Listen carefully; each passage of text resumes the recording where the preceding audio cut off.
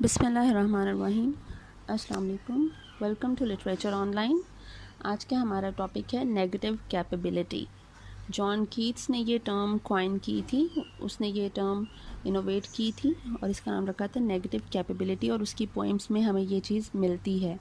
ठीक है, तो नेगेटिव कैपेबिलिटी होती क्या है? In words of Keats, when a man is capable of being in uncertainties, mysteries, doubts, without any irritable reaching after fact and reason। 1817 में उसने ये टर्म जो है ये कॉइन की थी, जिसमें उसने कहा था कि जब एक इंसान एक इस तरह की स्टेट पे पहुंच जाता है जहाँ पे ये सारी अनसर्टेनिटीज़, मिस्ट्रीज़ और डाउट्स जो हैं ये उसको तंग नहीं करते। ठीक है, जैसे वो बियॉन्ड इमेजिनेशन एक बात कर रहा है, वो उस जगह पे चला गया है और यहाँ पे वो रीजनिंग को नहीं लेकर आ रहा है। ठीक है, कोई क्वेश्चन नहीं उठा रहा है, तो उस स्टेट को कहते हैं negative capability. Being capable of being in annoying, कि जिसकी कोई सॉलिड रीज़न, कोई लॉजिक ना फील हो, आप उस इलॉजिकल जगह पे कंफर्टेबल फील कर रहे हो और आप उसको जो है वो लॉजिकल बना दो, इतना मतलब इतना अच्छे से आप उसको प्रेजेंट करो, शोकेस करो कि आप उस इलॉजिकल चीज़ को लॉजिकल बना दो, तो वो आपका कहलाता है नेगेटिव कैपेबिलिटी। 1817 में कीट्स ने अपने भाई को एक लेटर लिखा था। In his letter he described what is negative capability, what he meant of this. ठीक है, तो वो कहता है negative capability is essential to a man of achievement, especially in literature. In order for a poet to perceive reality in all its manifold complexity, he or she must remain open-minded, to embrace the unsure and ambiguous, to avoid the temptation to rationalize all uncertainties, to negate one's own personality and prejudices। ठीक है, मतलब वो कहता है कि अगर एक literature में एक आदमी मैन ऑफ अचीवमेंट जो है वो बनना चाहता है और वो कुछ हासिल करना चाहता है, तो नेगेटिव कैपेबिलिटी वो चीज़ है जो उसको जो है वो उसके पास होनी चाहिए। He must acquire the state of negative capability. ठीक है, the sense of negative capability, कि वो एम्ब्रेस कर सके द अननोइंग को, जो कियोटिक है, एम्बिगुअस है, जो भी है, उसको वो एम्ब्रेस कर सके, उसको अपना सके और उस स्टेट में वो जा सके और बड़ा ही कंफर्टेबली वो उसमें लिख सके और मूव कर सके। ठीक है, अब इसको बहुत आसान लफ्ज़ों में अगर मैं आपको बताऊं तो इसके सबसे आसान एक्सप्लेनेशन ये हो सकती है कि आप जहाँ पे अकल जो है वो लॉजिक ढूंढना छोड़ देना, आप उस चीज़ को इतने अच्छे तरीके से पेश करो। एक तो ये कि बियॉन्ड इमेजिनेशन और फैसिनेशन में चीज़ हो। ठीक है, एक फैसिनेटिंग सी इमेजिनेटिव स्टोरी हो। ठीक है, एक जिस तरह आप कह सकते हैं कि फेरी टेल है। ठीक है, फेरी टेल, जो फेरी टेल्स हैं वो बेसिकली नेगेटिव कैपेबिलिटीज़ हैं।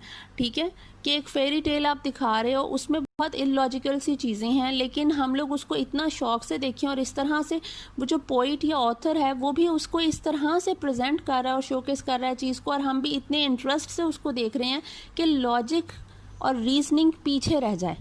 जहाँ पे अकल जो है वो क्वेश्चन करना छोड़ दे, वो नेगेटिव कैपेबिलिटी है। ठीक है, उस चीज़ को वो कहता है एक शायर के पास या एक ऑथर के पास ये एक कैपेसिटी जो है ये होनी चाहिए। ठीक है, वो क्यों? आप देखें इसकी एग्जांपल्स क्या होंगी। आप देखें कि हैरी पॉटर देख लें, हैरी पॉटर नेगेटिव कैपेबिलिटी, वो जो मैजिक है वो शुरू हुआ कहाँ से, क्या सीन हुआ, क्या नहीं हुआ, वो हमें कुछ नहीं, वो उस तरह का कुछ नहीं बताया गया। ठीक है, कि जो हॉगवर्ड है और वो जो स्कूल है ये किस तरह से बना, क्या हुआ, मैजिक बेसिकली स्टार्ट ओरिजिन क्या है उसका, वो हमें नहीं बताया गया। फिर आप स्पाइडरमैन देख लें, स्पाइडरमैन को उन्होंने ये तो बता दिया कि एक स्पाइडर ने काटा और उसमें जो है वो वेब बनने लग गया और उसके पास कुछ जो है वो मिस्टीरियस पावर्स आ गई। ठीक है, लेकिन वो स्पाइडर का ओरिजिन क्या था, वो क्या स्टोरी थी, स्पाइडर की क्या स्टोरी थी, हमें नहीं पता। ठीक है, तो ये सारी चीज़ें हैं। उसी तरह जो कीट्स की ओड टू नाइटिंगेल है, मतलब ये तो मैं आपको अभी की स्टोरीज़ बता रही हूँ कि आपको इनसे हैरी पॉटर और स्पाइडरमैन से पता चल जाएगा कि ये नेगेटिव कैपेबिलिटी पे बेस कर रही हैं। ठीक है, एक इलॉजिकल सी चीज़ बता दी गई है, लेकिन वो बहुत ही लॉजिकल तरीके से की गई है। ठीक है, कि आप उसका ओरिजिन ढूंढने के पीछे नहीं गए हो और आप उस पर यकीन कर रहे हो।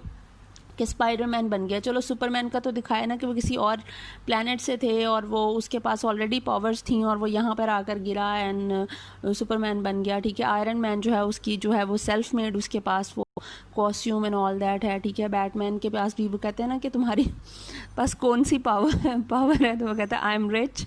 तो मुझे बड़ा ये बात अच्छी लगती है कि वो तो रिच थे, चलो वो तो उन्होंने टोनी स्टार्क ने और इसने जो है वो तो अपना कर लिया ना कि कॉस्ट्यूम बना लिए, लेकिन स्पाइडरमैन की क्या स्टोरी है, उस स्पाइडर के पास वो पावर्स कहाँ से, वो कौन सा स्पेशल स्पाइडर था, ठीक है। हैरी पॉटर में मैजिक की शुरुआत कहाँ से हुई, किस तरह से वो सीन चलते हैं और सारा कुछ, ये सारा। फिर ट्वाइलाइट अगर आप देख लें तो वैम्पायर्स और जो वोल्वरीन्स हैं, हम इस पे मतलब ये किस तरह से वो चीज़ें वो होती हैं, उनकी जो ओरिजिन है वो किस तरह से कहाँ से है।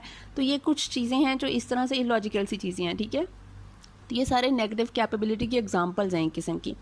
तो वो कहता है it suggest a peculiar human capacity for containment to live with and tolerate ambiguity and paradox and remain content with half knowledge, ठीक है। कि आप उस जगह पे रहते हो जो बिल्कुल मुश्किल सी कॉम्प्लिकेटेड सी एक चीज़ है, लेकिन आप उसमें कंटेंट हो हाफ नॉलेज में, ठीक है। आप उसके पीछे नहीं जा रहे हो, उसकी जो बैक स्टोरी देखने के लिए नहीं जा रहे हो कि क्या हुआ क्या नहीं हुआ और किस तरह से क्या चीज़ है, आप हाफ नॉलेज में कंटेंट हो। Engage in a non-defensive way with change without being overwhelmed by the ever-present pressure to react, ठीक है। non-defensive way with change, वो जो change है वो जो एक एम्बिगुअस सी सिचुएशन दिखाई गई है, अब वो आप उसमें नॉन डिफेंसिव वे यूज़ कर रहे हो, ठीक है। This term use to refer to the ability that humans have to transcend and think beyond the way that humans are conditioned to think, मतलब बियॉन्ड इमेजिनेशन ये बात करेंगे जो आपको जो बिल्कुल भी रीज़नेबल नहीं लगेगी आपको, ये वो चीज़ें दिखाएंगे और वो उस यूनिवर्स में लेकर जाएंगे आपको, उस दुनिया में ले जाएंगे आपको जो कि आपको बिल्कुल ना तो रियल लग रही है, एक अनरियल, एक बिल्कुल जो है वो फेरी टेल होगी, अनरियल होगी, इलॉजिकल होगी, अनरीजनेबल होगी, ठीक है, लेकिन वो फिर भी आपको रियल लगेगी, ठीक है। वो हाफ नॉलेज में आप कंटेंट फील करोगे। It refers to the power of imagination in relation to our ability as humans to think above and beyond our context. देखिए हमारे कॉन्टेक्स्ट, हमारी दुनिया से बाहर निकल। एवटार, अब एवटार आपने अगर देखी हो तो एवटार में क्या है, वो भी आप नेगेटिव कैपेबिलिटी ले लें, वो एक अलग ही दुनिया दिखाई गई है।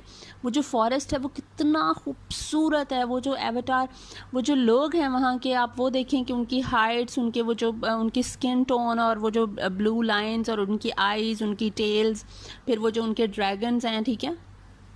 ये सारा कुछ ये नेगेटिव कैपेबिलिटी की एग्जांपल्स हैं कि वो एक बिल्कुल अनरियल वर्ड है, जस्ट लाइक रियल, ठीक है। तो वो हमें वैसे ही लग रही है और हम उससे रिलेट कर सकते हैं, हमें वो अच्छी लगती है, ठीक है। अब इसको मज़ीद आसानी से अगर आपको बताऊं तो पॉजिटिव कैपेबिलिटी और नेगेटिव कैपेबिलिटी का अगर आप डिफरेंस देखें तो आपको नेगेटिव कैपेबिलिटी समझ आ जाएगी।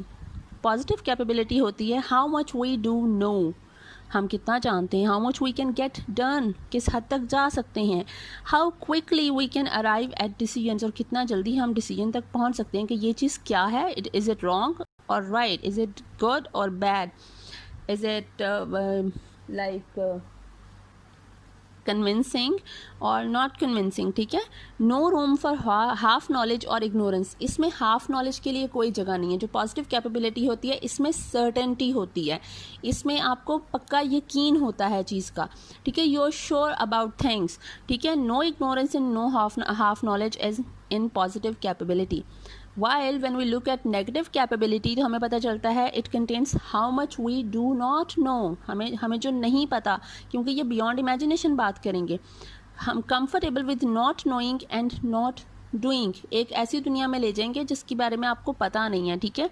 विद और आप उसमें कंफर्टेबल फील करोगे। राइटर भी अपनी इमेजिनेशन को लेके एक इमेजिनरी वर्ल्ड में जाएगा, लेकिन वो वहाँ पे कंफर्टेबल होगा, अपने कंफर्ट जोन में होगा। Anxiety and uncertainties are high, और इस जोन में नेगेटिव कैपेबिलिटी में एंग्जाइटी और अनसर्टनिटी जो है वो अपने हाईएस्ट पॉइंट पे होगी, ठीक है। जो नेगेटिव कैपेबिलिटी है it embraces this half knowledge, creating a willful suspension of disbelief in service of the openness and curiosity geared towards a greater, more imaginative story, ठीक है। अब आपको समझ आ जाएगी कि आप जो है वो एक लॉजिक को किस वो स्पाइडर का सीन छोड़ दो, एवाटार कहाँ से स्टार्ट हुआ, वो किस तरह से वो दुनिया बनी और क्या वो किस तरह से वो एग्जिस्ट करते हैं, कब से है, आप उसको भी छोड़ दो, ठीक है। आप उस बैक स्टोरी पे नहीं जा रहे, लेकिन आप ये जो ग्रेटर स्टोरी है कि वो जो सारा कुछ चलता है, फिर जो ह्यूमंस जाके वहाँ पे सारा केओस करते हैं, ठीक है, आप उसमें खो गए हो, ठीक है। आप उस क्वेश्चन की तरफ ज़्यादा ध्यान दे रहे हो और उस पर एम्फेसिस कर रहे हो, ना कि उसकी बैक स्टोरी पे जा रहे हो। जिस तरह से अब ओड टू नाइटिंगेल है, ठीक है, ओड टू नाइटिंगेल में क्या करता है वो, he delves into his fears about his own mortality. इसका जो ओड टू नाइटिंगेल के जो थीम्स हैं वो है मॉर्टेलिटी, इम्परमानेंस और ट्रांसेंडेंस, ठीक है। कीट्स की डेथ आपको पता है जल्दी हो गई थी और वो शुरू से ही इस बारे में काफ़ी ज़्यादा परेशान भी रहता था। He delves into his own fears about his own mortality throughout the poem. He tries to escape his fears but keeps bouncing back into anxiety. वो एस्केप करने की कोशिश करता है जब वो नाइटिंगेल को कहता है and with thee fade away into forest dim for I will fly to thee, ठीक है, कि मैं तुम्हारे साथ चला जाऊंगा, मैं तुम्हारे साथ गुम हो जाऊंगा। वो उन फियर्स को एस्केप करने की कोशिश कर रहा है but keeps bouncing back into anxiety. जब वो कहता है I will fly to thee या फॉरेस्ट अवे इनटू डिम, फिर वो साथ ही बात करता है कि नहीं तुम्हें क्या पता, तुम तो उन शाखों पर बैठी हुई एक खूबसूरत सा परिंदा हो, तुम्हें क्या पता कि दुनिया में कितना केओस है, कितनी मिजरी है, कितनी सिकनेस है, कैसे वॉर्स हो रही हैं, क्या बीमारियां आ रही हैं, ठीक है। वो उनके बारे में बात करते हैं कि तुम क्या जानो हमारे गम, इसीलिए तो तुम्हारी आवाज़ जो है वो इतनी खूबसूरत है कि तुम इन दुखों से गुजरी नहीं हो, तुम एक इमॉर्टल बर्ड हो, ठीक है। वो उसे कहता है, वो अपनी जो उसका डर है एक कि उसकी ज़िंदगी जो है वो एक मॉर्टल है, वो ख़त्म हो जाएगी, वो एक शॉर्ट स्पैन के लिए इस दुनिया में आया हुआ है और इवेंचुअली उसको ख़त्म हो जाना है और पता नहीं वो उसके जो लाइफ जितनी उसकी है उस लाइफ में वो कुछ कर पाता है कि नहीं, जो कि उसकी ड्रीम्स हैं, जो कि वो अचीव करना चाहता है, ही वॉन्ट्स टू अचीव, ठीक है। वो उस चीज़ के वो जो फियर्स हैं उसके, वो जो उसके डाउट्स हैं, वो दोबारा से उन्हीं एंग्जाइटीज़ में आ जाता है। Till the end, he never really finds a satisfying answer to his depressing situations. और एंड तक उसे कोई क्वेश्चन का आंसर नहीं मिलता। अपने जिन क्वेश्चन के आंसर को ढूंढने के लिए वो एक नाइटिंगेल की एक इमेजिनरी वर्ल्ड में चला गया, एक फॉरेस्ट में चला गया और वो उड़ रहा है उसके साथ, लेकिन वो अपने किसी आंसर तक नहीं पहुंचा है।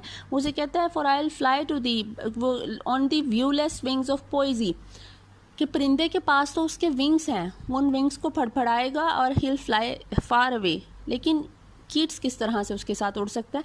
तो वो कहता है on the viewless wings of poesy, कि मेरी पोइट्री की जो व्यूलेस विंग्स हैं जो बज़ाहिर नज़र नहीं आ रहे हैं, मैं उसके थ्रू उड़ूंगा। और ही प्रूव्ड समहाउ राइट, कि अभी तक हम उसकी पोइम्स पढ़ रहे हैं और इतनी खूबसूरत पोइम्स हैं और ही इज़ फ्लाइंग, ठीक है ना।